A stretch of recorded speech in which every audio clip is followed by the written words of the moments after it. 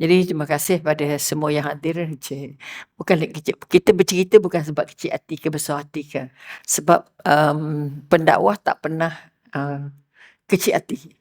Tapi rasa bimbang sangat bila kita tidak lagi merasa bahawa majlis ilmu tentang Allah, majlis ilmu lain banyak mungkin kan. Tapi majlis ilmu tentang agama, tentang Allah, tentang kehidupan, tentang kematian ini tidak dikira sebagai satu yang penting. Itu yang kita nak angkat balik kalau boleh buka balik, berdoa balik hati-hati ini supaya terbuka untuk kalau ada majlis ilmu, ada yang hadir. Sebab malaikat penuh. Setiap majlis ilmu malaikatnya penuh. Jadi kitanya sikit. Jadi laporan kepada Allahnya, macam mana majlis ilmu di sini? Oh gini je. Kita tak nak kalau boleh laporan itu disampaikan oleh malaikat kepada Allah. Begitu caranya. Okey. Jadi kalau ikutkan apa yang kita cadangkan atau kita rancangkan hari ini, kita nak menghijrahkan cinta kita kepada Rasulullah. Sebelum itu kita faham dulu apa itu hijrah. Kita dah faham sebenarnya, dah sebut dengar dah cerita hijrah ni punya lama. Umi pun tidak akan mencadang untuk menghurai satu persatu. Tetapi yang paling utama ialah nak mengambil ibrah apa kekuatan yang kita bina, apa kekuatan yang kita dapat dalam menempuh bertahun-tahun hijrah. Okay? Apa yang mengubah kita? Apa hijrah yang sudah kita lakukan selama ini? Selain daripada hijrah tudung, hijrah pakaian, hijrah passion, hijrah makanan, hijrah rumah, hijrah hiasan, hijrah kawan-kawan. Banyak dah hijrahnya. Okay, silakan. Hijrah dah banyak tapi kita nak bangun balik. Hijrah-hijrah yang berlaku kebanyakannya dikatakan hijrah jasad, hijrah fizikal. Okay? Tapi kita nak bangun balik kekuatan, kita nak bangun hijrah jiwa. Apa yang kita kata hijrah jiwa, maknanya apakah yang kita fikirkan bila sampai saja Muharram. Apa kehebatan Muharram? Kita faham keadaannya Muharram itu hebatnya apa. Kerana kalau kita tak faham hebatnya apa kita kata Muharram, kita bimbang kita akan terlepas keberkahan-keberkahan yang Allah sediakan di bulan Muharram. Sebab itu kita kata kita ingat 9 Zulhijjah, kita ingat 9 Muharram, kita ingat 10 Muharram, kita ingat bubur Asyura, kita ingat gosok kepala anak yatim.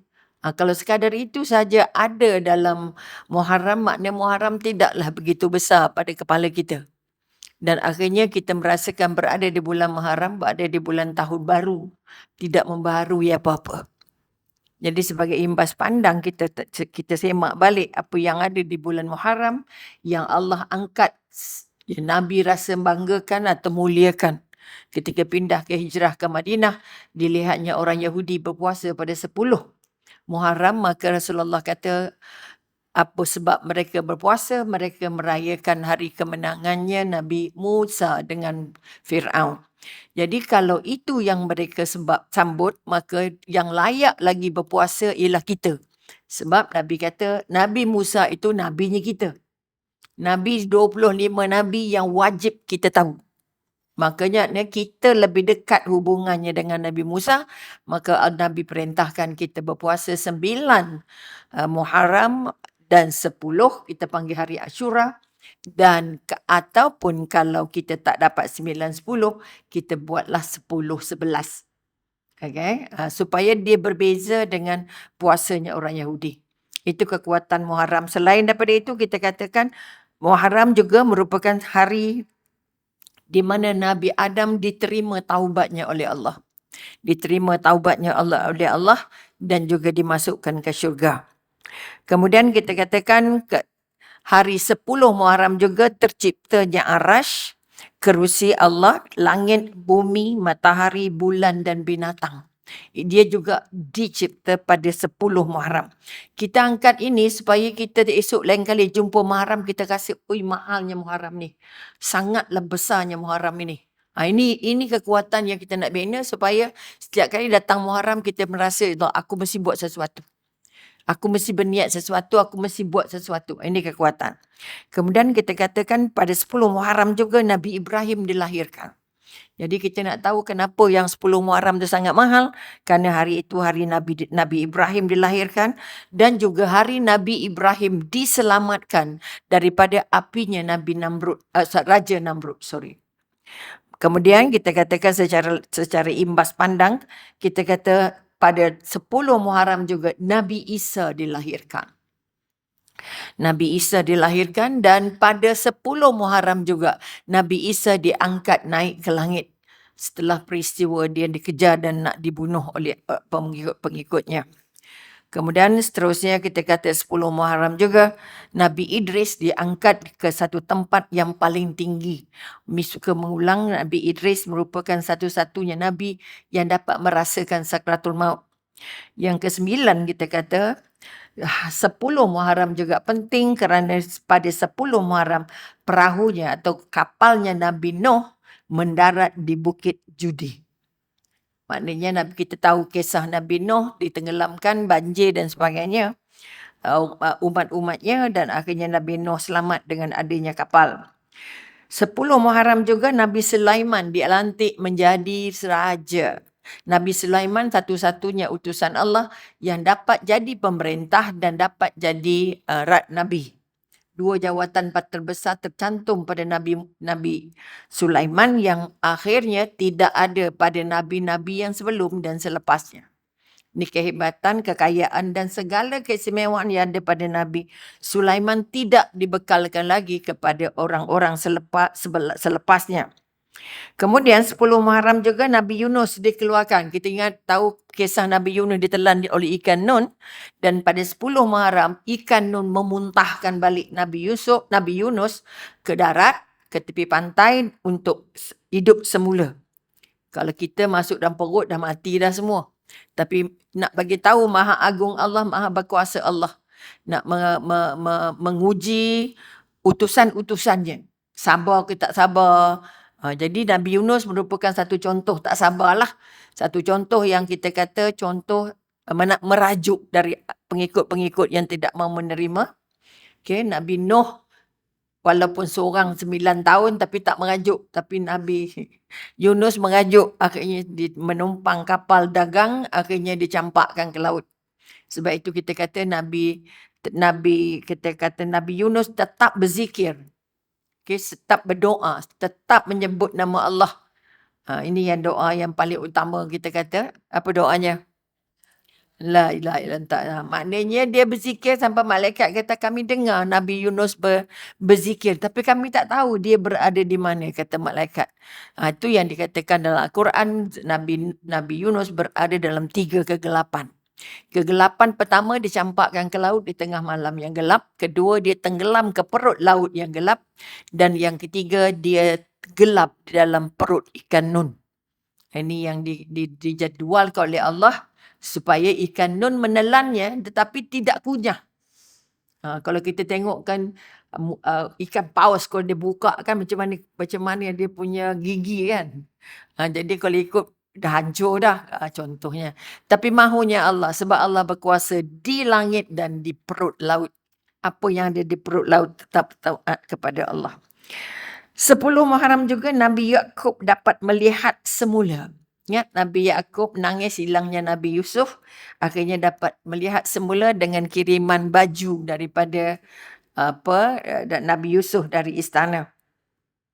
Dan seterusnya kita katakan 10 Muharram juga Nabi Yusuf dikeluarkan dari penjara setelah dipenjarakan hasil daripada pengadilan yang dibuat oleh pemerintah. Kemudian 10 Muharram juga Nabi Ayub disembuhkan dari penyakit. Nabi Ayub sakit 17 tahun atau setengah kitab kata 18 tahun. Dan akhirnya pada 10 Muharram Nabi Ayub disembuhkan dari sakit yang panjang. Ini kekuatan. Sebab itu kita kata kepada yang sedang mengalami sakit-sakit, berdoalah di bulan Muharram ini, kerana bulan Muharram ini banyak keberkahan. Yang sakit katalah kalau macam kisah Nabi Ibrahim tadi, mintalah ya Allah sejukkanlah panas aku ni, sakit hati aku ni, bengkak aku ni, meragam aku ni misalnya. Artinya kita diminta untuk banyak berdoa berdasarkan peristiwa-peristiwa ini sebagai mengambil berkah kata orang. Okey. Kemudian kita kata kalau Nabi Ayub dapat disembuhkan, maka ya Allah itu Tuhanku, jadikanlah sakit aku ni sembuh ya Allah. Sebagaimana kamu sembuhkan sakitnya Nabi Ayub, contoh. Sebab kita kadang-kadang mengeluh banyak sebab lambat sembuh penyakit. Betul? Contoh-contoh lah. Kalau yang kisah Nabi Yaakob tadi itu orang Melayu bawa simpan baju. Kalau ayah nak berjalan, baju yang last tu jangan basuh. Simpan ikut anak demam. Kan ada masa umi kecil-kecil adalah orang nak pergi Mekah, orang nak belayar, orang nak askar, yang nak meninggalkan rumah, jadi takut anak-anak ni dendam dengan mak ayah, rindu, ikut demam, takut tak boleh tidur, selimut kelar dengan baju. Ini mungkin mengambil peristiwa ini. Nabi Yaakob menyapukan bajunya Nabi Yusuf ke muka dan akhirnya boleh nampak balik dengan izin Allah. Kemudian kita katakan pada 10 Muharram juga hujan pertama.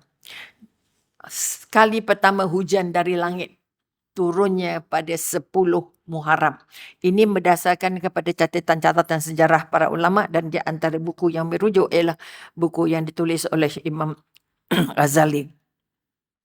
Kemudian tajuk hari ini kita nak bercakap bagaimana hijrah. Kalau kita bercakap tentang menghijrahkan diri, menghijrahkan cinta kepada Rasulullah, mengapa kita nak fokus kepada Rasulullah tadi. Jadi hijrah jasad sudah berlaku. Okey. Nabi kata tidak ada lagi hijrah kawasan, hijrah tempat setelah aku. Jadi apa agaknya hijrah yang masih ada? Ni tadi ya. Sekejap.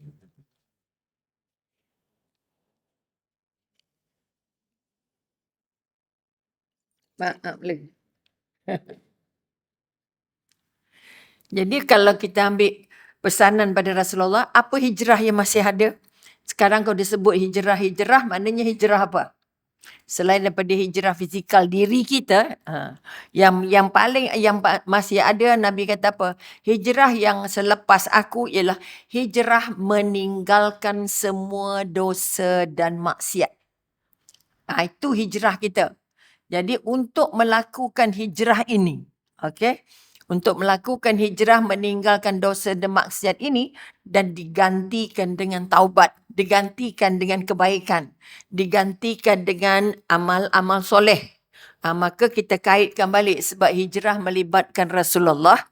Okay, maka kita harus mengambil ibrah daripada Rasulullah, ibrah daripada peristiwa ini, ibrah ataupun kekuatan kebaikan, keberkahan yang ada dari peristiwa ini. Jadi kalau kita ambil sedikit sedutan sebelum berlakunya peristiwa, kita dapati ada mesyuarat besar oleh kaum Quraisy yang akhirnya mengambil keputusan untuk membunuh Rasulullah. Okay. Kemudian Nabi hari yang sama juga dapat perintah atau pendapat berita oleh Jibril bahawa sudah ada rancangan untuk membunuh, maka Allah perintahkan Nabi untuk hijrah pada malam itu juga. Segera. Apa yang kita nak ambil kekuatan dari situ? Makanya setiap perintah Allah yang Allah tinggalkan buat kita, yang Allah perintahkan melalui Rasulullah atau melalui Al-Quran atau melalui ulama, yang kita dapat perintah Allah mesti dilaksanakan secepatnya. Itu yang kata solat dalam waktu dan sebagainya. Jadi kalau boleh kita tak nak tangguh-tangguh perintah-perintah Allah. Jadi Nabi diperintah hijrah malam ini juga. Tak boleh lagi nak tangguh-tangguh. Nanti dulu belum siap lagi. Belum berancang lagi. Tak tahu jalannya macam mana kan. Siapa nak teman, nak bawa apa. Kita kan banyak macam tu. Okey, malam ni balik kampung. Oh, gila. Belum kemas, belum apa. Betul? Tapi kalau itu perintahnya manusia. Tapi kalau perintahnya Allah, tolong genggam 100%. Kerana setiap perintah itu ada di dalamnya kebaikan-kebaikan. Maka apa yang kita nak ambil, setiap perintah Allah jangan dia pandang remeh. Okey, sama juga kalau kita melihat dosa, kita melihat kesalahan. Siapa yang meremehkan dosa, siapa yang meremehkan kesalahan, bermakna dia meremehkan Allah, kata Rasulullah. Ini kekuatan yang kita nak angkat. Jadi kita kata kenapa tak remeh? Kenapa Rasulullah tak kata, ya Allah, nantilah, bagilah bernyawa sikit, betul? Atau bagilah ruang sikit, contohnya. Tapi Nabi tak minta apa pun dengan Allah, terus saja dapat perintah, Nabi terus ke rumah Abu Bakar. Okay? Dan memerintahkan kepada ini pun kita nak ambil kekuatan. Umi bukan nak ambil peristiwanya, nak ambil apa kekuatan dari peristiwa. Okay? Maka perintah berhijrah sekarang buat. Ataupun hari ini buat. Okay? Kalau nak sedekah hari ini sedekah. Okay? Kalau nak apa-apa ni ibadah lah. Nak pergi tengok orang sakit. Hari ni tengok orang sakit. Contohnya. Jangan ada penangguhan kepada benda-benda baik. Kerana kita akan hilang lebih banyak daripada keberkahannya. Jadi Nabi datang ke waktu tengah hari. Ini pun kita nak ambil kira. Orang Mekah Madinah waktu tengah hari dia tak jalan. Sebab sangat panas. Maka Nabi guna kesempatan itu. Walaupun panas macam mana. Sebab ini perintahnya Allah. Tak payahlah sekarang panas sangat. Tunggulah redup sikit. Baru nak pergi. Betul? Tak ada. Maknanya Nabi dia ajar untuk be sharp. Be punctual. Ini yang kita jarang pakai. Okay? Tengah hari tu juga dalam keadaan, kalau ikut sirah kata dalam keadaan rembang. Rembang tu memang matahari tengah terpacak lah kata orang Perak. Okay? Maknanya pergi ke rumah Abu Bakar. Apa pesanannya? Tolong kosongkan rumah kamu. Kecuali kamu seorang-seorang. Maka Rasulullah kata apa? Di rumah aku ada anak aku perempuan je. Ada Aisyah dan ada Asma. Sahaja yang ada. Maka Rasulullah masuk. Ini kekuatan. Maknanya nak berbincangkan benda-benda rahsia, perancangan-perancangan, harus ada strategi. Maknanya walaupun dalam rumah, tapi jangan ada orang dengar. Contohnya. Maknanya kita simpan rahsia. Kita ni kalau rahsia, kau jangan cakap kat orang. Okey tak? Aku cakap kat engkau seorang je. Belum sampai petang dah pergi ke banyak-banyak tempat dah. Paling sikit belajar dengan anak, dengan apa. Sebab kita tak pandai simpan rahsia. Maka kekuatan ini sebahagian daripada strategi macam mana nak hidup lebih selamat. Okay? Kita tak adalah Jibril nak bagi tahu kan. Tapi kita diberikan naluri-naluri. Maka kita katakan di situ ada peristiwa yang mendengar perbualan itu ialah Asma dan juga Aisyah sahaja.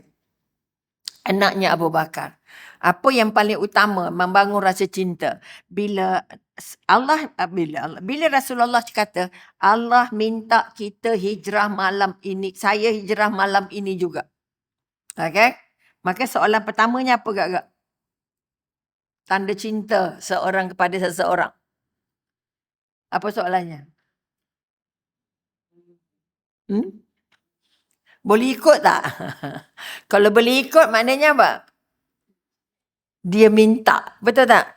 Dia minta. Bila dia minta, sama ada diterima atau tidak, boleh jadi diterima, boleh jadi tidak. Betul?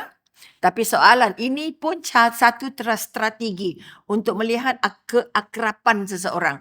Ini sebagai psikologi, belajar mendapat maklumat-maklumat ini mesti pandai olah. Sebab itu kita kata Al-Quran ini nak ditadabbur tu, lagi tinggi martabat orang tu, lagi tadabburnya makin dalam, makin dalam, makin dalam. Kita yang sedang-sedang ni dekat-dekat je lah. Yang sikit-sikit yang boleh faham macam tu. Jadi kalau kita ambil kira, kita kata kekuatan yang kita nak angkat, soalannya bukan boleh ikut tak?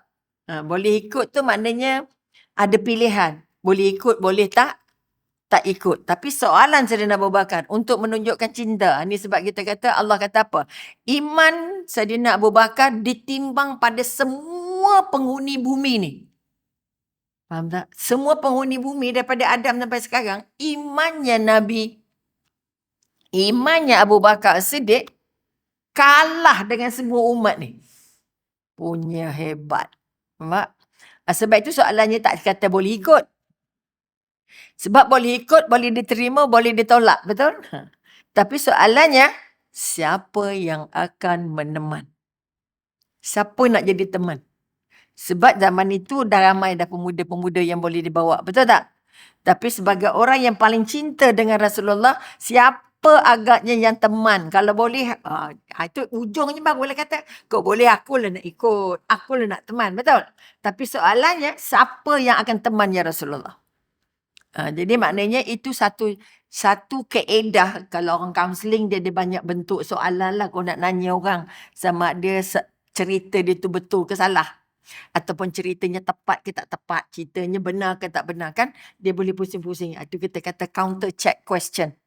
Counter check question maknanya dia kata dia memang buat saya begini kata, ataupun dia zolim dengan saya. Okey, kita pusing pula. Apa peristiwa-peristiwa yang dia pernah buat, kan? Berapa lama jarak dari satu peristiwa ke satu peristiwa. Kalau dia kata suami saya zolim, suami saya tak bagi makan, berapa lama. Jadi kita nampak nanti dia pusing, dia tak kerti nak jawab dah. Jadi maknanya soalannya harus macam orang mahkamah lah. Kalau hakim tanya, kalau tak kena gaya takut, betul? Sebab hakim menggunakan soalan yang ada counter check question. Okay, soalan yang boleh menyemak. Menyemak apa dalam hati orang tu, menyemak apa dalam kepala orang tu. Jadi Nabi, Sayyidina Abu Bakar menanyakan soalan yang menyemak siapa agaknya. Nak beritahu cinta tadi. Ini kita jangan hulas. Okay? Cinta seorang kepada seseorang, dia bukan tawar nak ikut je. Dia bertanya dulu, siapa yang nak ikut hang ni? Orangnya okey ke tak okey? Boleh ke tak boleh? Sesuai ke tak sesuai? Nampak itu? Sebabnya, siapa yang akan menemanmu ya Rasulullah? Okay? Artinya, kalau dah ada orang pun, dia tengok pula orangnya macam mana. Oh, yang meneman aku ni, orang ni. Tak sesuai kot. Mana dia akan boleh memilih siapa lagi orang yang paling tepat. Boleh nampak? Sebab itu kita nak jawab soalan orang. Sebab itu orang takut jawab soalan polis. Betul? Sebab soalannya berputar-putar. Ya ke tidak, ya ke tidak. Kata ya ke tidak contoh. Maka Sayyidina Abu Bakar terus menanya siapa yang akan menemanmu ya Rasulullah. Maka jawapan Rasulullah tak lain dan tak bukan adalah kamu sendiri. Oh, nangis berkaya-kaya. Okay? Menangis sampai Asma kata apa? Aku mendengar kedua-duanya menangis seolah-olah ada kematian. Artinya gembira sangat dapat meneman Rasulullah berhijrah. Okay, walaupun sebenarnya tak tahu nak pergi macam mana, nak naik apa kata secara khusus, ataupun jalannya jalan macam mana. Kalau kita belum tahu jalan, kau nak pergi umrah, kau naik dengan apa? Pakai travel agent mana? Betul tak? Dia tak boleh pergi seorang-seorang. Nabi kita kata nak Abu Bakar tak tanya dah. Okay? Nak jalan mana, nak pakai apa. Ini satu keyakinan yang sangat kukuh untuk nak menceritakan kalau Sayyidina Abu Bakar diberikan pahala high class ataupun keluarga Abu Bakar dipilih Allah di bumi ini satu-satunya keluarga paling istimewa sebab paling banyak terlibat dengan peristiwa hijrah dengan anak lakinya, anak perempuannya dan sebagainya. Okey. Maka ini sebab mengapa kita nak bangun rasa cinta balik pada Rasulullah. Cinta kita ada tak macam cintanya Sayyidina Abu Bakar kepada Rasulullah? Okey, sanggup nak lalu pergi mana malam pula tu. Betul tak? Okey. Maka sekali lagi kita nak bangun kekuatan bahawa hijrah tidak boleh pakai jasad sahaja. Hijrah harus pakai hati, pakai jiwa, pakai apa yang kita katakan, pakai akidah, pakai syariat dan pakai akhlak. Akhlaknya Sayyidina Abu Bakar, siapa yang teman? Itu akhlak yang terbaik. Dia paling ambil berat. Who are we taking care of you? Boleh nampak? Kalau anak kita, mak kita nak pergi rombongan, nak pergi dengan siapa? Nak naik apa? Cikgunya cikgu mana? Berapa hari? Betul, kita tanya banyak benda. Sebab kita nak pastikan anak kita tu selamat. Contoh, ini yang ada dalam jiwa Abu Bakar. Maka kita katakan, pertama dari segi akhlaknya, Abu Bakar tak pernah rasa, nanti dulu, apa lambat cepat sangat dan sebagainya. Terus terima. Kan ini perintahnya, perintahnya Allah. Ini kekuatan. Itu yang pertama yang kita nak angkat, mencintai Rasulullah. Kalau tak ada hijrah ini, kita tak dapat Islam. Kalau tak ada peristiwa hijrah ini, kita tak dapat Islam. Okay? Kalau ditakdirkan hijrah ini gagal, sebab saya nak bawa kata apa? Sebab masa dia berjalan tu, sekejap depan, sekejap belakang. Kudanya dia sekejap ke depan, sekejap ke belakang kuda Rasulullah. Kenapa Sayyidina Abu Bakar? Kerana aku risau takut ada musuh. Biar aku yang mati. Kalau aku mati, ada ramai lagi manusia yang akan menggantikan aku. Tapi kalau engkau yang mati, maka tidak ada lagi Islam di bumi ini. Boleh nampak macam mana dia menggambarkan kepada Rasulullah, menunjukkan kegelisahan-kegelisahan. Sebab itu kegelisahan pertama yang dialami oleh Sayyidina Abu Bakar masih dalam gua, betul? Apa dia cakap? Kegelisahan dicatatkan dalam surah At-Taubah. Kalaulah mereka membongkok sikit je. Okay, orang yang buru tu dekat gua tu, pasti mereka nampak kita dah. Betul? Sebab dah sampai ke pintu gua. Aku ni takut. Ya Rasulullah, mereka dah sampai depan gua dah. Kalau kita bongkok, dia bongkok sikit je. Sebab mereka nampak kaki dah. Nabi Abu Bakar dah nampak kakinya. Kaki je pemburu-pemburu ni. Tetapi itu sebab dia mula bimbang. Apa Nabi pesan? Surah At-Taubah ayat 40. La tahzan fa innallaha hama'ana. Jangan ragu, jangan bimbang. Siapa? Allah bersama kita. Boleh pakai tak ayat tu? Pegang tak ayat itu? Itu sebenarnya bukan saja untuk Abu Bakar, tapi untuk kita. Rasa tak agak Allah bersama kita setiap hari? Rasa tak agak-agaknya Allah berada dengan kita dalam semua keadaan? Rasa tak agak? Sebab ayat itu kita tak simpan. Okay? Ayat itu kita tak genggam. Ayat itu kita tak jadikan senjata. Sebab itu kita banyak takut. Taubah ayat 40. Tengah-tengah ayat. Satu ayat saja. Maka kekuatan yang kita nak angkat, dapat tak? Okey. Maka kita katakan satu daripada ibrah hijrah yang kita nak pegang inilah kekuatan ini. Kekuatan Allah, jangan ragu, jangan takut, jangan bimbang. Allah bersama kita. Kita tu siapa? Okay. Allah bersama Nabi dan Sayyidina Abu Bakar. Allah bersama semua kita. Sebab itu orang yang hijrah, orang yang berjaya melakukan hijrah, apabila dia merasa Allah dengan dia. Ini yang kita tak ada. Walaupun dah baca kisah hijrah ini puluh kali. Ini kekuatan yang kita katakan hijrah jiwa. Hijrah keyakinan. Kita ada percaya tapi tak ada yakin. Itu masalah besar dia. Kita percaya atau tidak Allah itu melihat? Percaya tapi keyakinannya tak ada. Sebab itu kita masih buat dosa, masih buat kesalahan. Kita yakin tak Allah itu mendengar? Yakin ke tak? Percaya Allah itu mendengar. Tapi tak yakin. Sebab itu masih boleh bohong.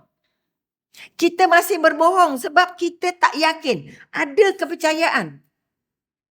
Boleh faham beza tak antara kepercayaan dengan keyakinan? Orang yang yakin Allah bersama kita, agak-agak dia nak buat dosa tak agak-agak? Dia nak kedekut tak agak-agak? Dia nak balas tak agak-agak? Dia nak dengki tak agak-agak? Tak ada. Betul? Sebab dia rasa Allah bersama dia. Ini yang tertanggal. Inilah hijrah yang tidak terjadi. Yang akhirnya cinta Rasulullah kita pun jadi huru-hara. Ada ke tak ada. Maka tolong bangun balik hijrah yang pertama tadi. Kita kata tolong pegang perintah Allah macam pegang bara api. Nak buat on the spot. Tadi bagaimana kita kata bila Allah perintahkan kamu kena hijrah malam ni juga. Siang ni usaha, petang jalan, malam jalan. Contohnya. Kedua, kita nak pegang balik. Jangan ragu, jangan bimbang, jangan susah hati. Kalau bahasa kita lah. Jangan susah hati bahawa Allah bersama kita. Percaya atau yakin? Percaya. Kalau percaya, kita tak hijrah. Boleh faham? Percaya semua gerai jual makanan tu orangnya boleh masak. Betul? Kenapa gerai ni sedap, ini tak sedap, ini jadi, ini tak jadi, kuihnya keras, kuihnya lembut. Betul? Kita percaya mereka boleh masak. Betul? Tapi belum yakin masaknya sedap. Betul ke tidak?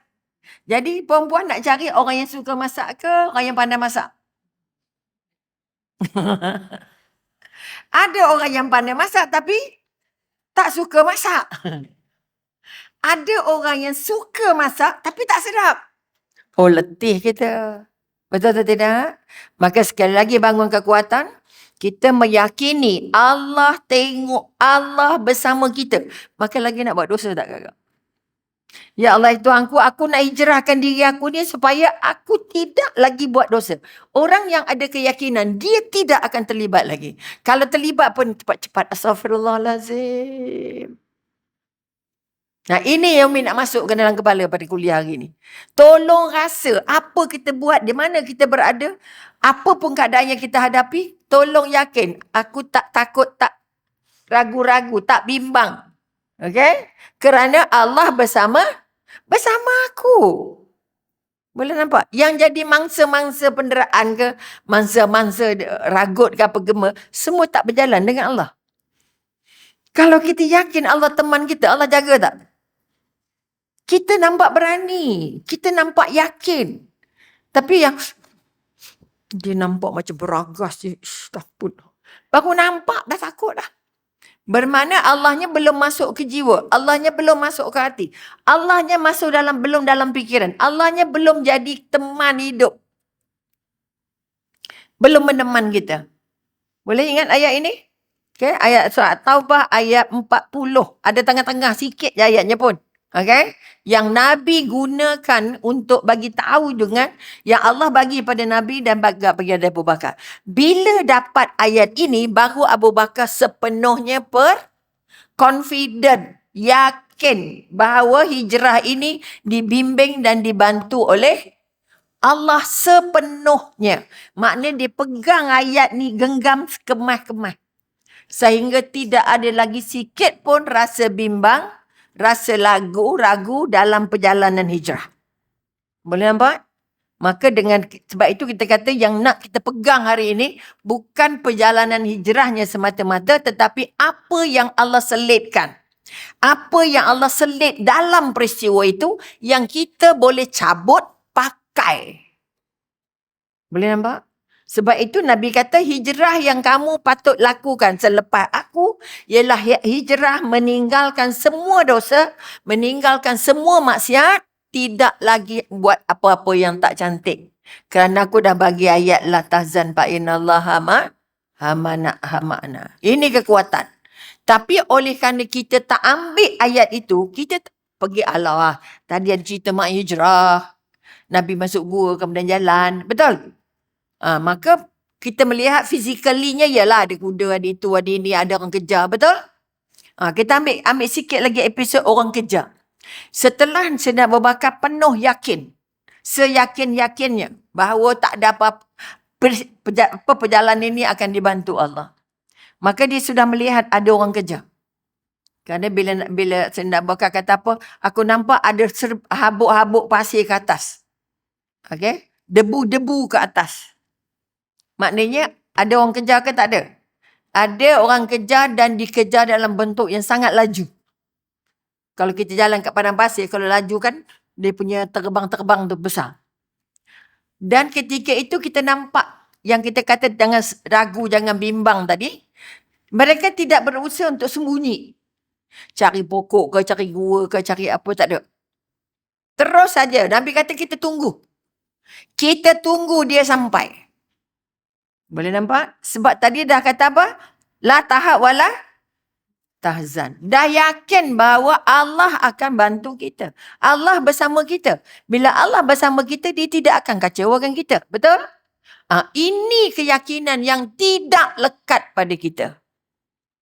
Jadi takut itu, takut ini, takut kena cerai, takut kena marah, takut kena itu, takut kena tipu, takut kena... Allahu Akbar. Banyaknya takut. Betul? Jadi dari hari ini kita nak buang ni takut ni. Allah ada. Kenapa takut? Tapi dah terdidik dari kecil. Kamu jangan pergi depan. Orang tak ada takut. Jangan kamu keluar. Kamu, oh ya Allah. Sampai anak kita nak buka gate takut dah sekarang. Betul? Sangat takut. Di mana-mana pun takut. Betul? Kerana dimatikan semangat ayat ini. Kita baca je hijrah. Kita buat je hijrah. Kita sambut mahal hijrah. tapi tak ada terbangun hijrah jiwanya. Hijrah jiwanya maknanya apa? Genggam Allah sungguh dengan keyakinan, bukan kepercayaan. Kepercayaan tidak membantu kalau tidak sampai kepada keyakinan. Okay? Sebab itu ramai orang berubat, makan ubat yang sama. Ada orang sembuh, ada orang tak sembuh. Sebab apa? Artinya dia yakin doktor yang sembuhkan dia. Ubat ni bagus sebab doktor dia pandai. Itu kita boleh jadi syirik. Kita boleh terkeluar daripada iman. Kita boleh terkeluar daripada hubungan kita dengan Allah. Okay. Nampak tak? Ini yang kita tak tahu. Kadang-kadang ibadah kita dah berlori-lori dah. Tapi sampai jumpa Allah besok, Allah buang ya. Aku tahu ibadah kamu ada sebesar gunung Uhud. Tapi kamu pernah cakap, ubat ini boleh sembuh. Oh, sekejap je boleh sembuh. Dia bergantung sembuhnya pada ubat. Tidak bergantungnya pada Allah. Letih. Nasib baik kamu ada. Kalau tidak, aku tak tahulah jadi apa. Habis tu. Ni balik kuliah ni. Tapi keyakinan tak ada. Percaya ada. Keyakinan tak ada. Maka ayat-ayat kita. Sebab itu kita kata ibadah kamu boleh hancur. Disebabkan bendanya. Disebabkan perbuatannya. Dan disebabkan mulutnya.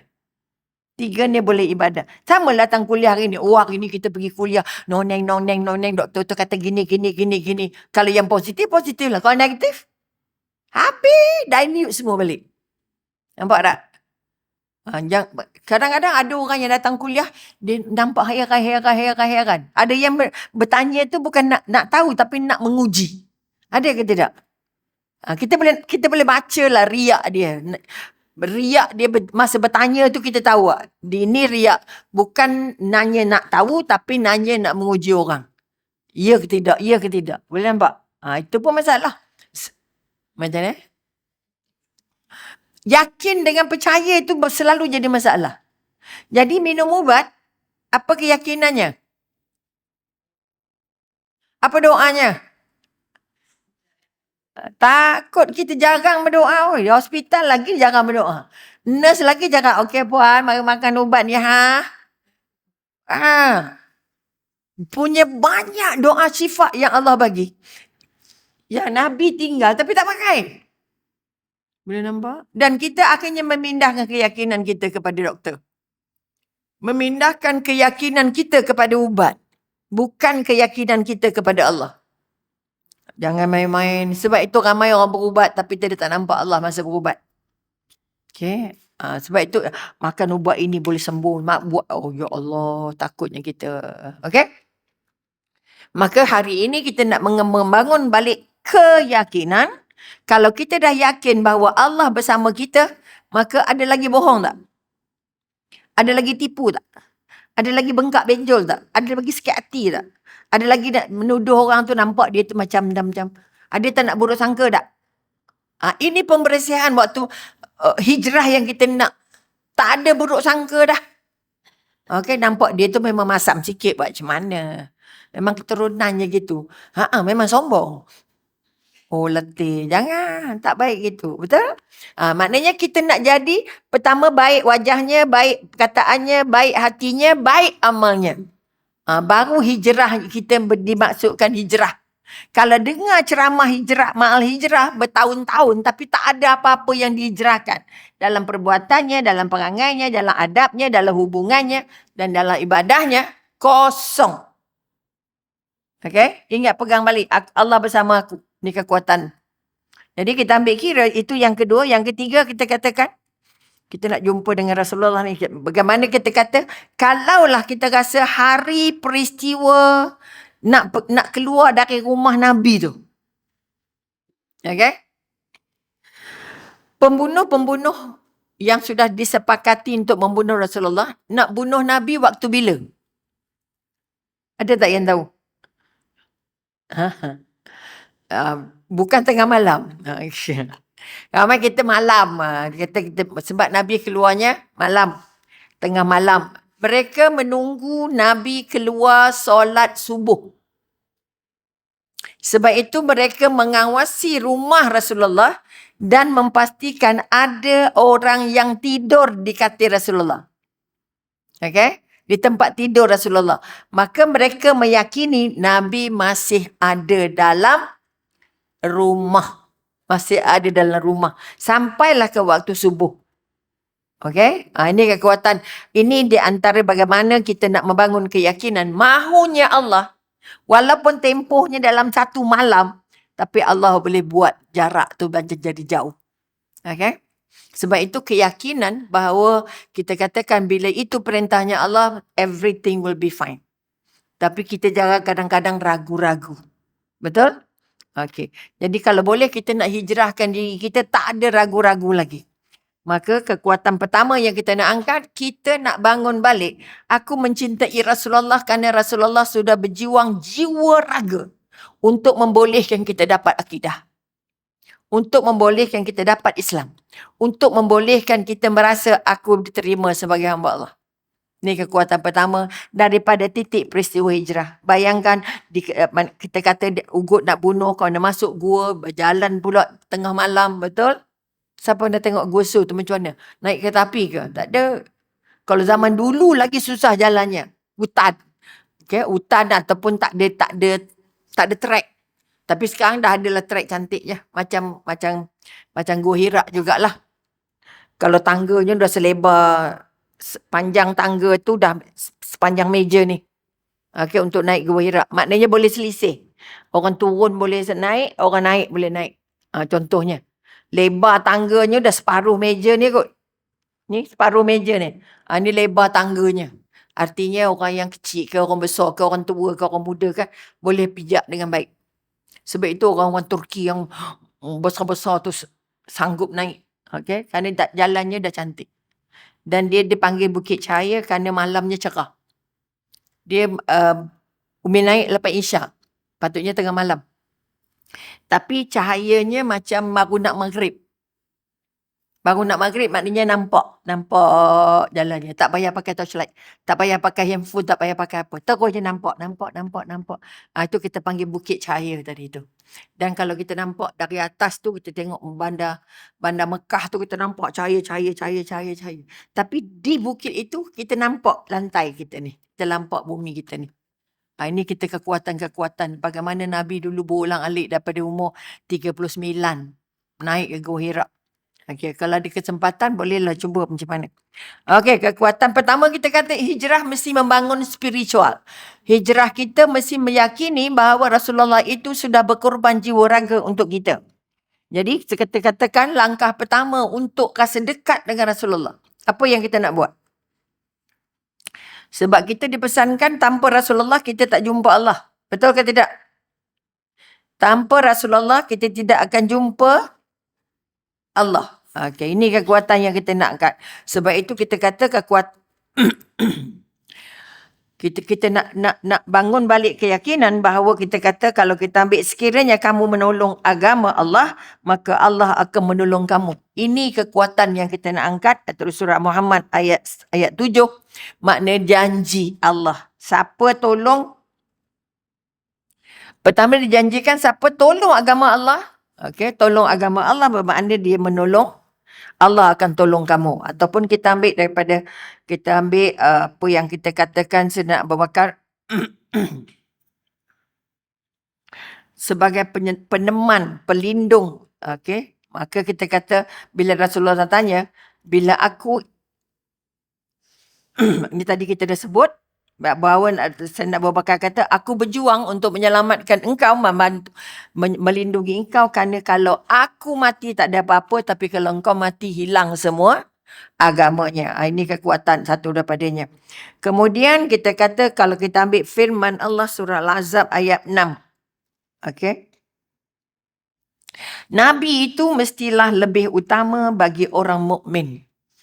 Nabi itu mestilah lebih utama bagi orang mukmin dari diri mereka sendiri. Okay? Sebab itu kita katakan mencintai Rasulullah itu merupakan salah satu dari dasar keimanan. Artinya kalau tak sayang Rasulullah, iman kita tercabut. Iman kita tidak sempurna. Iman kita tidak lengkap. Okay, sebab itu kita dikatakan dasar iman seseorang. Apa pokok iman seseorang? Apa akar iman seseorang? Ialah kita katakan salah satunya membangun rasa cinta kepada Rasulullah. Okay. Jadi kalau kita ambil cintanya, bagaimana cintanya kepada apa kita kata, bagaimana sikap cinta kita. Okay. Kalau mak mengatakan apa? Kalau kamu mencinta Rasulullah dengan 3 cinta. Pertama kita katakan kalau kamu cinta, ada 3 jenis cinta. Satu, cinta dalam bentuk hormat. Macam kita cinta pada mak ayah kita. Okay. Jenis cinta yang kedua, okay, kita kata cinta kerana kasih sayang. Okay. Cinta kerana mengasihi seperti cinta kita pada anak-anak. Okay. Dan yang ketiga kita katakan, ini kita kata Imam Nawawi bagi tahu.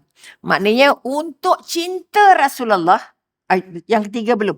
Yang pertama tadi ada cinta kerana hormat dan sanjungan. Ada cinta kerana kasih sayang seperti cinta pada anak, pada keluarga. Dan cinta yang ketiga adalah cinta sesama manusia. Kalau nak sukat cinta kita dengan Rasulullah, dia mesti ada 3 ni. Cinta hormat ada, cinta dengan kasih sayang ada, cinta umum ada. Baru kita kata lengkap cinta kamu kepada Allah. Cinta kamu kepada Rasulullah. Boleh nampak? Jadi kita kata sekali lagi, untuk membangun rasa cinta itu, maka kita kalau boleh kita bukan saja hormat dan sanjungan, kita juga sangat kasih dan cinta kepadanya, dan kita juga ambil berat pada semua keadaan persekitaran hidupnya. Kerana itu kita katakan, untuk mengaku kamu cinta Rasulullah, mesti ada 3 ini. Bila kamu ada 3 ini, baru kita dapat selamat dari api neraka. Ini kekuatan. Dan dilindungi Allah daripada kesesatan. Ini kita kata. Maka cinta Rasulullah maknanya kita kata, kita mencintai Rasulullah lebih daripada diri sendiri. Seperti mana yang dalam dialognya Rasulullah dengan Sayyidina Umar. Pada satu hari, Sayyidina Umar ditarik tangannya oleh Rasulullah. Dan Sayyidina Umar menyatakan bahawa tidak ada orang yang paling aku cintai daripada semua benda selain engkau, kecuali diri aku. Jadi bila Nabi kata apa? Itu salah. Kamu belum betul lagi. Kamu mesti cinta aku melebihi dari cinta diri sendiri. Kita lebih banyak mana cinta kita agaknya pada Rasulullah? Kau nak sukat lah. Ada ke tak ada? Cinta yang pertama ke, cinta yang kedua ke, cinta yang ketiga ke? Kena ambil kira 3. Sebab Imam Nawawi kata kalau kamu nak mengaku kamu cinta Rasulullah, 3 ni kena ada. Cinta kerana hormat, cinta kerana kasih sayang, cinta kerana maslahat umum. Okey.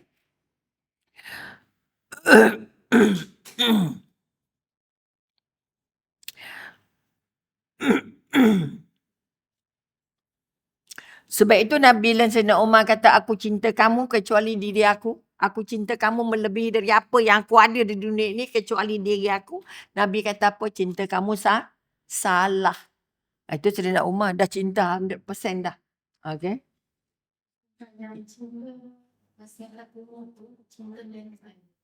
Cinta mankind. Cinta semua orang. Everything. Semua makhluk Allah. Maknanya pokok, binatang, benda-benda lah. Maknanya bila kerana Allah.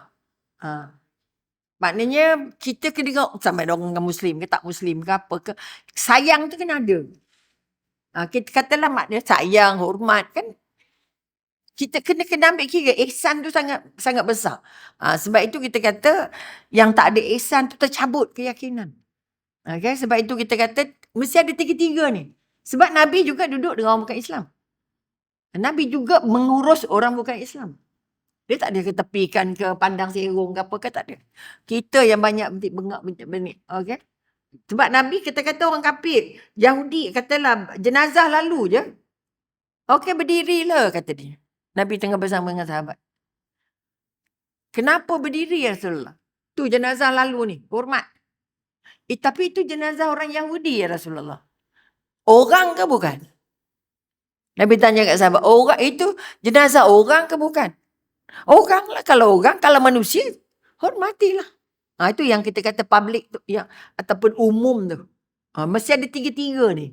Baru kita diterima Allah sah untuk mencintai Rasulullah, dan baru kita dapat selamat dari api neraka dan selamat daripada kesesatan. Sebab itu kita kalau ni sesat berlambak-lambak. Macam-macam kesesatan. Daripada makan, minum, dari pakaian, dari hiburan, dari pergaulan. Ya Allah, bila tengok ancaman-ancaman, setengah mati. Okay?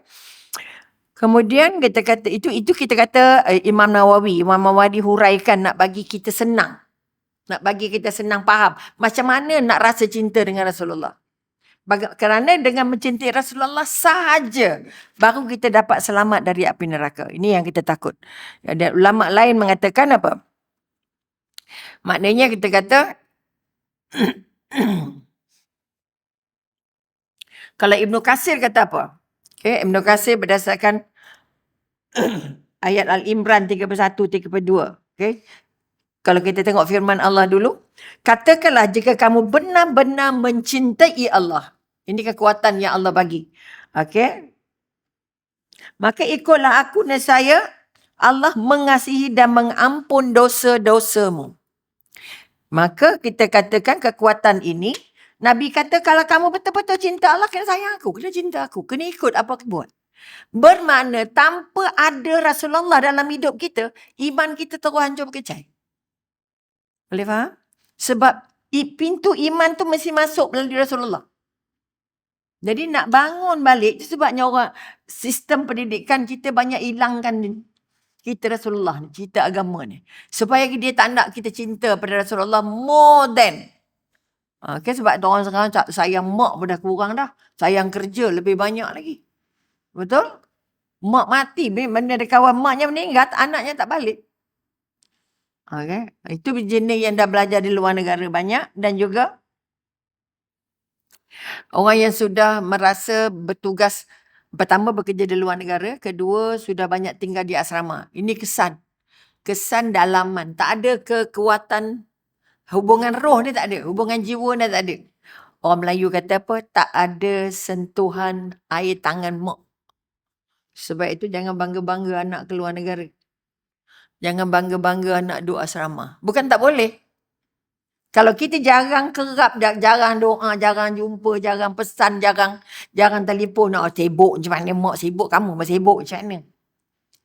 Jarang video call. Anak lupa muka kita. Jangan main-main. Maknanya nampak dia jasad tapi tak nampak jiwa. Rohnya tak ada. Sebab itu mereka tak akan mampu berkorban untuk kita. Okay? Dia ambil apa kita ada je. Bagi tak adanya. Memang tak ada. Itu anak sekarang kita kata. Sebab kita kata kereta mak, kalau anak bawa kereta ayah, dia rasa macam kereta dia. Betul? Dia lagaknya macam kereta dia. Kalau anak duduk di rumah mak bapak, dia rasa rumah tu macam rumah dia. Betul? Itu bezanya. Bahawa macam mana sikap anak dengan mak dengan anak. Kalau mak duduk rumah anak je dah. Agak-agak. Nak buka peti ais pun takut. Nak ambil itu, nak ambil ini takut. Okay? Nak kalau ada beli kuih letak atas meja, nak makan ke tidak. Mereka nak makan ke, nak bagi aku makan ke.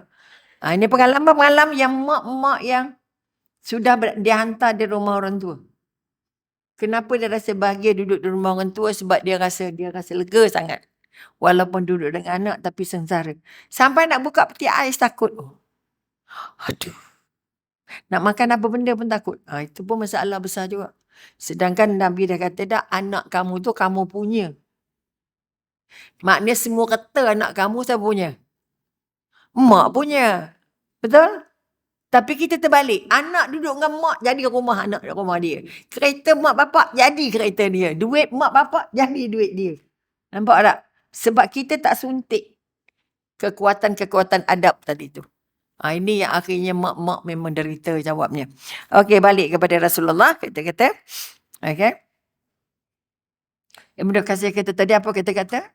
Jika kamu, sesiapa pun yang mengatakan cinta kepada Allah, namun dia tidak mengikut jejak-jejak Rasulullah, maka dia dianggap sebagai pembohong. Ini yang kita paling takut. Sebab itu hari-hari semak dalam diri. Apa perangai Rasulullah yang aku ada? Apa perangai Rasulullah yang aku ada? Apa sunnah Rasulullah yang aku buat? Okay? Siapa ingat apa sunnah Rasulullah dia ulang? Puan buat apa sunnah Rasulullah yang selalu pakai? Tak berani kita nak jawab. Banyak. Tapi bila tanya terkejut-terkejut ni lupalah. Betul? Maknanya dalam kehidupan harian je. Macam mana Nabi mandi. Macam mana Nabi makan. Macam mana Nabi tidur. Macam mana Nabi pakai baju. Bagaimana Nabi bercelak. Bagaimana. Oh, ingat tidur. Okay. Adalah sebab satu daripada yang Allah tanya, satu daripada syarat untuk tunjuk cinta dengan Allah, dengan Rasulullah, pertama ikut semua sunnah. Ulang semua sunnah, sebab sunnah itu nanti akan jadi bukti kita dekat dengan Rasulullah. Siapa yang tak pernah ikut kisah sebab itu, kalau kita baca sirah Rasulullah, ada masa sirah Nabi tidur, macam mana Nabi sikat rambut, macam mana Nabi pakaian, macam mana pakai kasut, macam mana dengan isteri, macam mana dengan anak, macam mana dengan orang ramai, macam mana. Boleh nampak? Sunnah-sunnah itu harus jadi sebahagian daripada kita punya. Sebab itu imam ulama kata, kalau kamu benar-benar mengaku cinta dengan Rasulullah, dua benda je kamu buat. Kalau kamu buat dua benda ni, insya-Allah memang Allah terima. Layak untuk dapat syafaat. Satu, tolong amal semua sunnah-sunnah Rasulullah yang kamu tahu.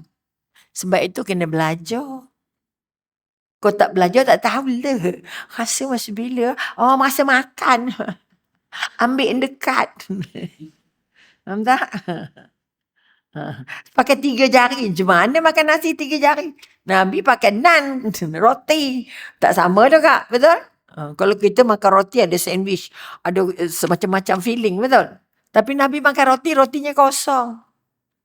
Okay, pernah di Pulau sama makan roti. Seorang sahabat, kalau bukan sahabat yang datang rumah Rasulullah. Jomlah kita makan roti. Dia pun dah masuk. Nabi hidang roti saja. Mana kuahnya? Mana intinya? Tak ada, ini je. Kami makan roti macam ni je. Boleh bayangkan? Maknanya kita kata, sunnah Rasulullah tak ada makan roti buh ini. Makan roti je sunnah dah. Betul? Tapi tak ada sampai nak buka. Betul? Buka macam rimau. Betul ke tak? Roti juga. Okay? Itu contohlah. Maknanya kekuatan yang nak diangkat, pertama, apa sunnah Nabi yang aku pakai. Kerana itu esok akan jadi senjata. Akan bagi tahu dia buat ini, dia buat ini, dia buat ini. Sebab itu kalau tak belajar sunnah Rasulullah, kita nak jawab apa? Sebab itu kalau baca sirah Rasulullah, jangan ambil mudah apa yang kehidupan. Sebab sunnah tu ada dalam kehidupan Rasulullah.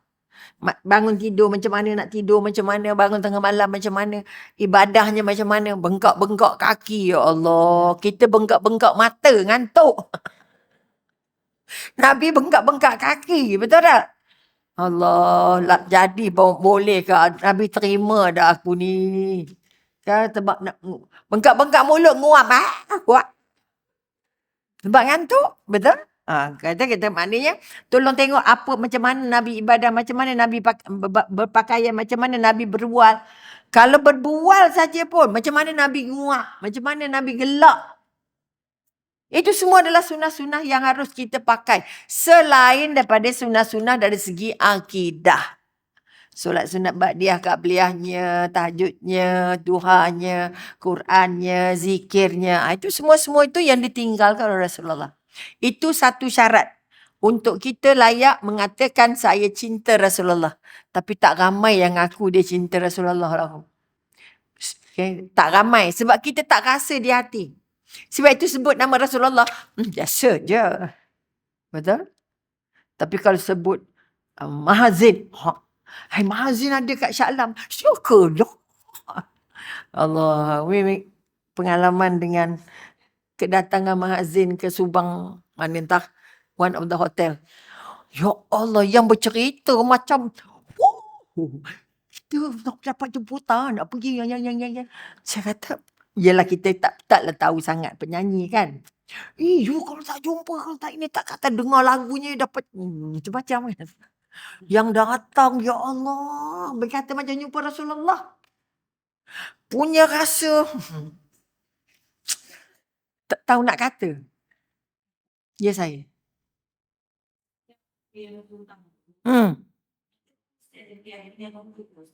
Mesti dulu. Kita zaman sekarang kita kan orang yang tua yang beliau kan. Banyak pemerintah usul sudah ada. Sudah usiranya pakai atau kan. So kalau kita yang kadang-kadang kita sudah terpakai. So itu yang itu kita rasa Rasulullah punya sunnah tu rasa tak luar, jadi kita tak ikut lah. Pakai resipi sunnah, pakai ini makan rumah sunnah, kita sekadar mengikut. Itu yang dipesan oleh Allah. Tidak ada ibadah yang Allah terima tanpa ilmu. Kalau kita beribadah ikut-ikut, tertolak. Kita ibadah agak-agak. Macam saya ingat dulu mak ajar solat. Ikut je. Ikut je dulu. Kita terang tang-tang. Umur 5-6 tahun belum lagi. Ikut je. Sampai sudah ikut je. Kamu baca ini. Tak pandang dia terang. Kamu sujud dapat apa. Kamu rongok dapat apa. Kamu iktidah dapat apa. Kamu tak apa sebab takbir. Takbiratul ihram jadi apa?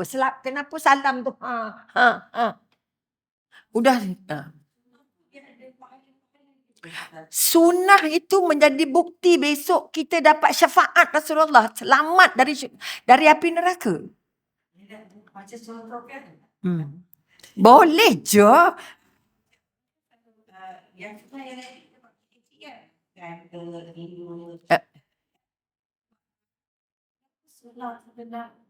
Macam yo.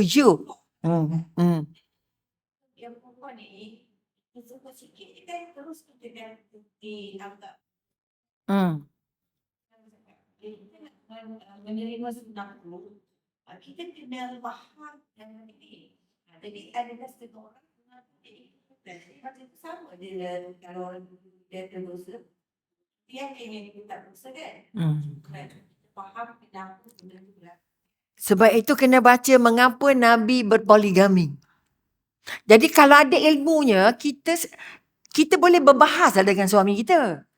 Kalau kita ada ilmunya, katakan you nak berpoligami. Yang I tahu, Nabi berpoligami A, B, C, D, E, F. You apa?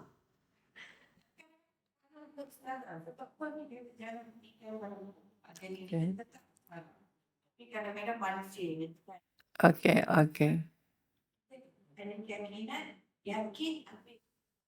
Betul. Okay. Sebab itu kena ada ilmu supaya dia ada keyakinan. Maknanya kita kata poligami merupakan benda yang dibenar, bukan digalak. Dibenar dengan syarat. 1, gila. 2, kusta. 3, sakit tak boleh sembuh. 4, tak ada anak. 5, meroyan. Artinya semua kes-kes tu kes-kes besar. Bukan ini alah, I mampu. I mampu. Bukan mampu tu jadi. Maknanya mampu nak bawa isteri tu masuk syurga tak? Mampunya situ. Mampunya didik anak. Boleh masuk syurga tak? Anak kamu 5 kat sini. Anda nak tambah lagi 10 sini. Contoh. Ada orang, ada kes. Kaunselor ni ada banyak kes. Orang tu nikah kali pertama, anaknya 10. Nikah kali kedua, anaknya 10 juga. Sekarang dia ada 20 anak. Okay, sekarang dia stroke. Dia sakit.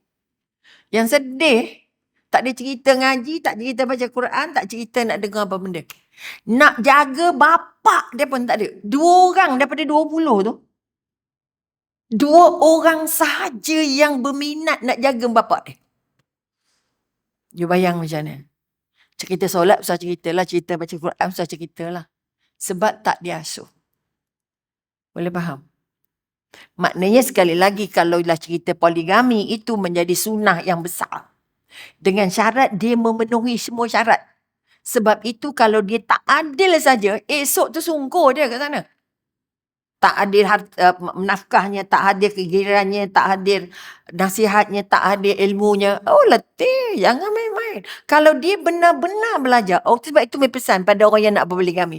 Hang belajar dulu. Saya tak kata awak tak boleh kahwin. Tapi belajar dulu apa ada dalam poligami. Okay, sebab itu pada isteri saya pesan, kalau dia nak sangat silakan.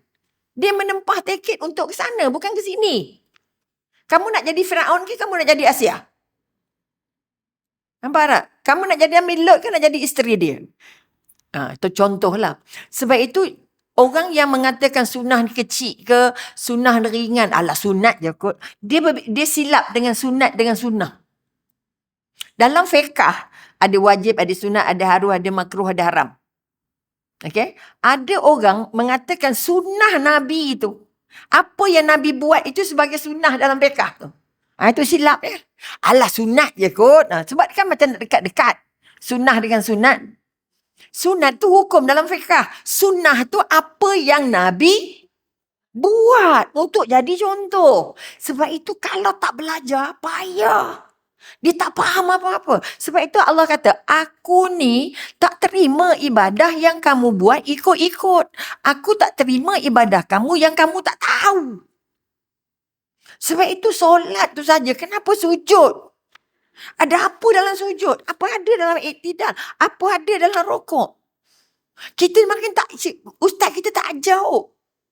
Tua-tua dah lah baru cari sikit. Boleh faham? Okay. Sebab itu kita kata kalau yang solat tapi sombong, salamnya kosong. Assalamualaikum warahmatullahi. Assalamualaikum warahmatullahi. Nabi salam sampai nampak 2/3 orang dalam belakang dia. Macam mana? Salam, dibalik salam tu untuk tahu siapa sebelah kita. Assalamualaikum warahmatullahi. Assalamualaikum warahmatullahi. Sebab itu lepas itu ulur tangan. Nak mengenali orang di kiri kanan. Tapi kita tak. Kita buat salam dalam solat, tapi tak salam dalam hidup. Tak nak tengok orang, tak nak kenal orang. Nampak tak? Jadi bermakna dia tak belajar. Salam itu Allah suruh latih apa? Salam tu Allah suruh latih kenal siapa sebelah kamu. Faham tak? Maknanya kalau dia tak belajar yang itu, dia tahu salam je kan. Hari ni seramai orang pergi masjid, solat balik. Tak ada silaturahmi langsung. Sampai kita yang datang kuliah ni pun, ramai yang tak silaturahmi. Tak salam, tak tanya kamu duduk mana. Nampak muka biasa. Nama tak tahu. Betul ke tidak? Maka sebab itu kita kata, menjalani sunnah Rasulullah, bukan sunat. Sunat hukum. Tahap kata puasa sunat, puasa wajib. Itu maknanya hukum fiqah. Jadi yang sunnah yang kita hendak, akidah. Bab yang ada kaitan dengan asyhadu an la ilaha illallah wa asyhadu anna Muhammadar Rasulullah. Sebab itu kalau tak ada Muhammadar Rasulullah, maka tak ada asyhadu la ilaha illallah tu. Kamu tak jumpa syurga. Kamu tak jumpa Tuhan kalau tak jumpa Rasulullah. Sebab itu kamu tidak akan jumpa syurga kalau kamu tak cinta Rasulullah. Ini kekuatan. Tapi kita jarang ambil pusing begitu. Okey, sama juga la tazam la tazam inda Allah makna tadi tu. Kalau ayat itu je kita genggam, ulama Tuhan, tak ada maksiatnya. Sebab tahu Allah dengan kita kan. Mak tak tahu, ayah tak tahu, suami tak tahu, anak tak tahu, tapi kita tahu Allah tahu. Betul? Okey, jelas tak agaknya tadi? Artinya tak boleh je percaya poligami tu sunnah paling besar. Kamu kalau menentang hukum. Bukan hukum. Itu salah satu saluran kita kata menyelesai masalah. Okay? Itu kita kata bila ada muslihat ataupun ada masalah-masalah yang tak boleh selesai. Yang gila tak boleh, yang kusta tak boleh sembuh. Okay? Yang hilang akal. Yang tak ada anak. Semua tu benda-benda yang sangat kita kata tragis lah. Bukan senang-senang je. Memanglah dia boleh nikah mana-mana. Betul?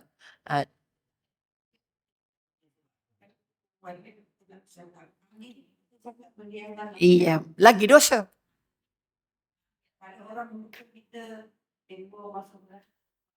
Salah. Tak ada siapa tahu dia masuk mana. Tak ada siapa-siapa tahu dia masuk mana. Siapa yang merasa dia dah layak masuk syurga, sombong. Allah empuk dia nanti.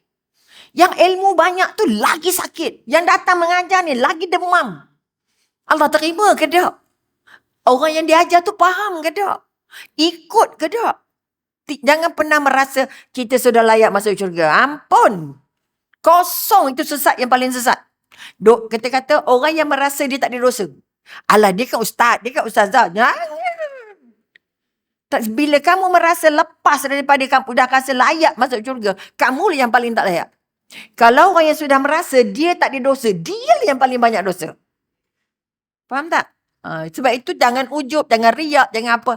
Okey, dah duduk depan, mestilah selamat lah kot. Mestilah syurga. Tak. Jadi kalau dia belajar, siapa nak masuk syurga, macam mana nak masuk syurga, siapa calon syurga, dia tak akan cakap macam tu. Okay? Tidak ada siapa, ulama besar ke ulama kecil ke. Kalau tidak, takkan Sayyidina Uthman nangis bila jumpa kuburan. Ya khalifah, kamu dah khalifah kan dah calon syurga, kata Nabi. Iya, Nabi kata aku calon syurga, tapi bila sampai kita sebelum jumpa syurga, kita jumpa dulu alam kubur. Nabi tak cakap aku bebas dari siksa kubur. Nabi hanya kata kamu akan layak masuk syurga. Bermakna kena lalulah proses-proses sebelum layak masuk syurga. Khalifah. Kita khalifah bukan, Nabi bukan, ulama bukan. Nampak tak? Jadi maknanya sekali lagi, macam mana pun kita mesti takut. Tapi kita juga mengharap. Kita datang ni nak mengharap ni, nak besarkan harapan layak masuk syurga dengan rasa Allah terima ke Allah terima. Sebab itu kita yakin tu penting. Datang sini walaupun 5 minit, walaupun 10 minit, kamu yakin kamu datang kerana Allah. Allah bagi ilmu 10 minit tu.